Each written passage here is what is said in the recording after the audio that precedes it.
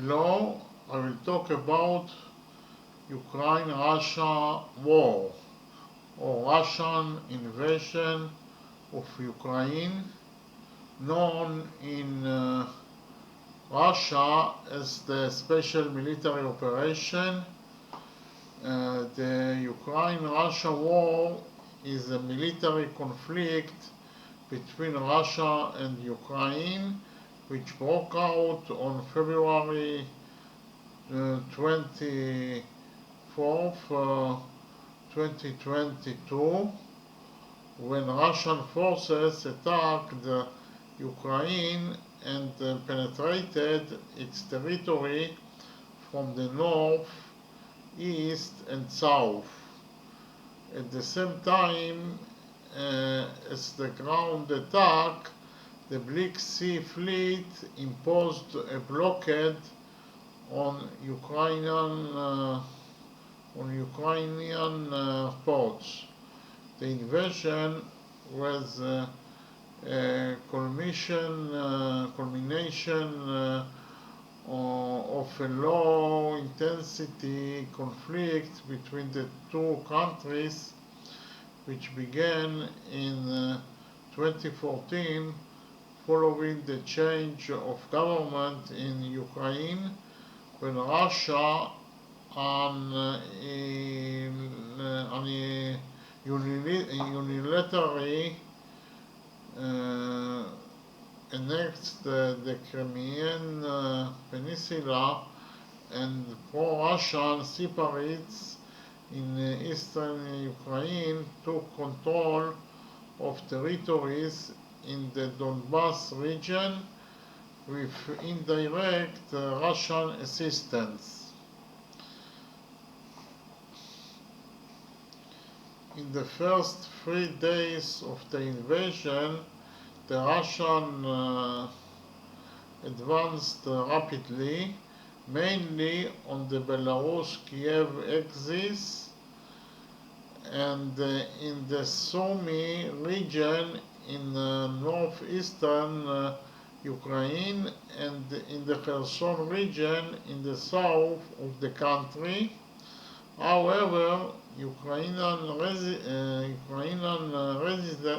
resistance was stronger and more effective than expected, and various logistical problems soon slowed down the pace of Russian forces' progress and almost completely halted their progress in several areas.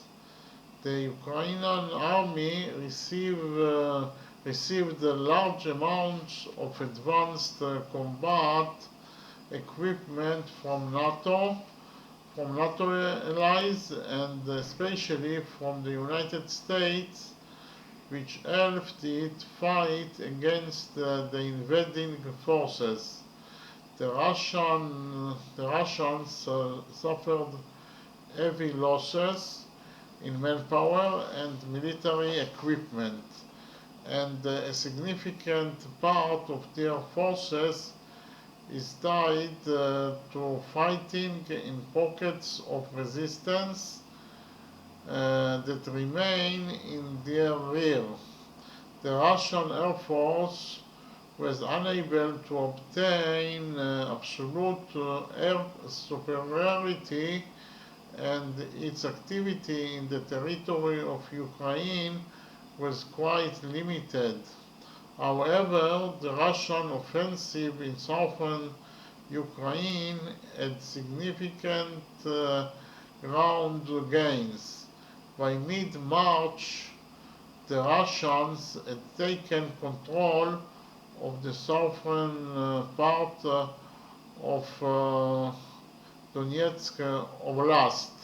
Most of the territory of Zaporizhzhia Oblast and almost all of Kherson Oblast, creating a land continuum under their control from border Russian to the Crimean Peninsula except for the city of Mariupol, which was placed under siege.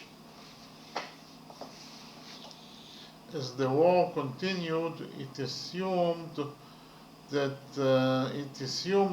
character of an almost static war of mutual attrition. Beginning in mid-March, the Russian forces in northeastern Ukraine moved to defense, and the Ukrainians began to take the initiative in their own hands and carried out a series of counterattacks in those areas, as well in the Mykolaiv district in south of the country, where the Russian attempt to extend their bridgehead west of the Dnieper River failed.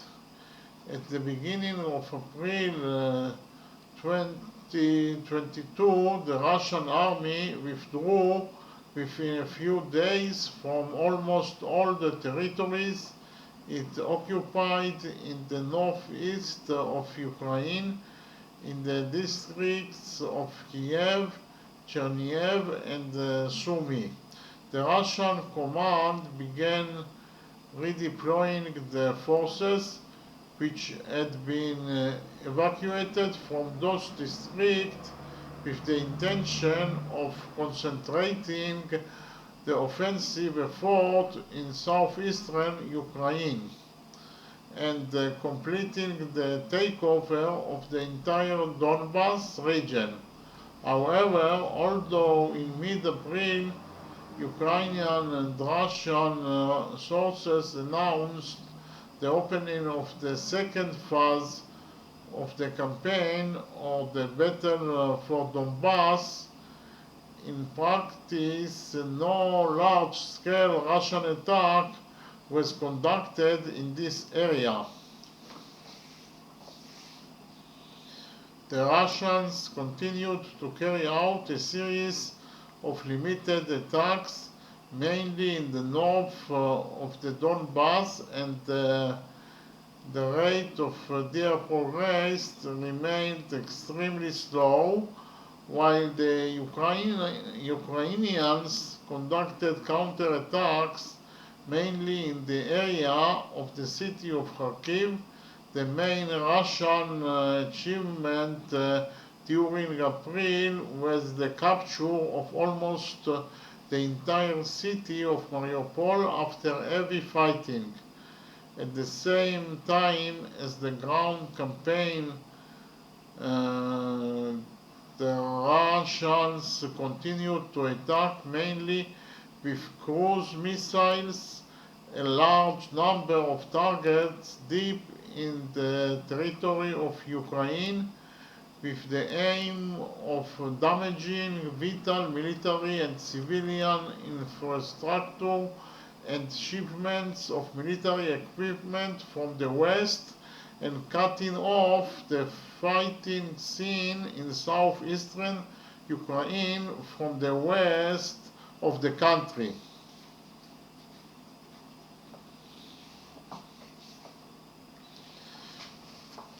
In the second week of May 2022, the Russians managed to break out the small salient they held in the area of the city of Popasna, created a large bulge in the front of the north of the Donbas, and reached a short distance from the important crossroads of Artyomsk, known as Bakhmut. Towards the end of June 2022, the Russian army launched a major attack from several directions on the Severodonetsk, Lysychansk regions, and by July 4, the city of Lychansk, the last Ukrainian outpost in the Luhansk region, fell into the hands of the Russians. The Ukrainian forces who defend the area had to evacuate it quickly after suffering heavy losses and retreat west toward Seversk in order to save from encirclement. After the withdrawal from Lychansk area, the Ukrainians recognized on the Seversk Soledar Bakhmut line and the front line in the Donbass remained significantly unchanged during the next 2 months. At the end of August 2022, the Ukrainians took the initiative and carried out a series of large-scale counterattacks in various areas in the front. The first counterattack in Kherson region met with fierce resistance and achieved limited progress. However, the second attack, launched at the beginning of September in the sector north of the city of Balaklia in Kharkiv district, achieved a deep penetration of the Russian defense system and was a complete success. The Russian command had to evacuate within a few days almost all the territory under its control in the Kharkov region, including the Izium area, and retreat to the line of the Oskil River. In the second half of September, 2 significant events took place with the potential to change the course of the war in Ukraine. On the 21st of the month, Putin announced a partial mobilization of the reserve forces in Russia, and the Russian Minister of Defense announced that in the first pass, about 300,000 reserve soldiers would be recruited to reinforce the Russian forces fighting in Ukraine. At the same time, the Russians announced the holding of referendums in the districts of Donetsk, Luhansk, Zaporizhia, and Kherson on the annexation of those districts to the Russian Federation. Following the results of the referendums, which were held in the territories controlled by Russia in the aforementioned districts between September 23rd and 27th, the Russian equivalent announced on September 30 the annexation of the four districts of Ukraine to Russia, even though Russia didn't control some of them, a move that was widely condemned internationally. Despite the annexation, the Ukrainian army continued to attack and retake territory in the regions annexed by Russia. In the north of the Donbass, the Ukrainians scored the Oskil River line and created a wide bridge on its eastern bank, but their progress in this sector was almost completely blocked by the Russian forces.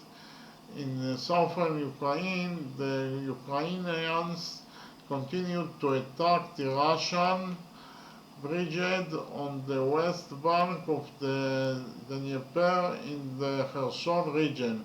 In early November, the Russian command decided to evacuate the brigade on its own initiative, and by November 11th, completed the evacuation of its forces from the brigade, a move that allowed the Ukrainians to liberate the city of Kherson and retake about 30% of the territory of the Kherson district.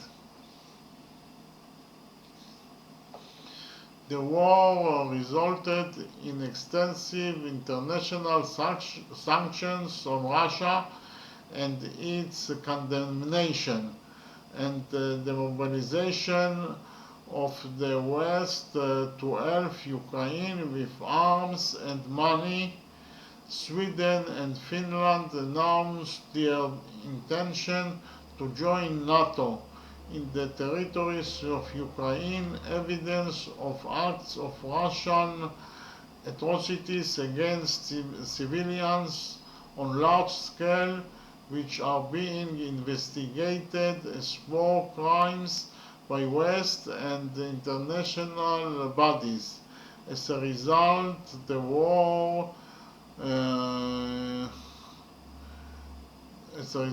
the war, huge damage was caused to the infrastructure and economy in Ukraine.